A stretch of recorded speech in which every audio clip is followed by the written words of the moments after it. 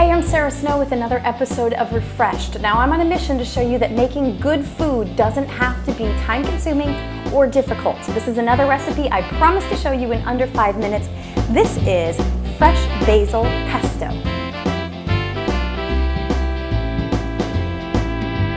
Now, if you've ever belonged to a CSA, Community Supported Agriculture, or even if you're just a backyard gardener, you know what an abundance of basil looks like. Sometimes you feel like you have it coming out of your ears. This is exactly what you should do with it. We're going to start with 3 cups of fresh basil leaves. That means you've taken the chunky stems out of there. And also 3 cloves of garlic, and just throw those in there. Then I also have 1/3 of a cup of pine nuts, and I'm going to put those in there as well. I'll put the lid on. I'm doing this in a Vitamix. Any sort of high-powered blender or food processor will do the trick here. Now I'm going to add in there juice of 1 lemon. This is one of those super easy recipes because it literally contains 6 ingredients. So it doesn't take a lot of time to gather the ingredients, and it certainly doesn't take a lot of time to make. It's another great one because you can either eat it now or you can store it and eat it later. I'm going to show you how to do that. Got my lemon juice in there. I'm going to season it with a little salt and pepper. You can just do this to taste. I like about 1 teaspoon of salt and then a little bit of pepper as well.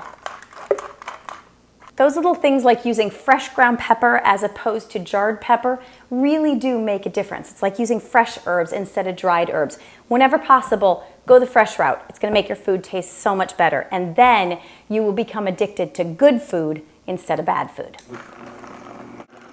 You want to know the good thing about basil? In our body, it helps to prevent bacterial growth.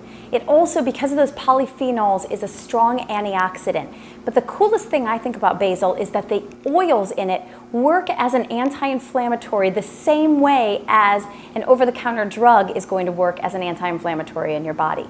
Just shows the power of real plants, real food. Okay, now because I'm going to be making this now but eating it later, I'm just going to put in half of my olive oil. I call for 1/2 cup of olive oil. I'm going to use 1/4 cup of it in here right now and reserve 1/4 cup, and I'll show you what we're going to do with that in just a second. Now I'm going to put the lid on and really let this rip.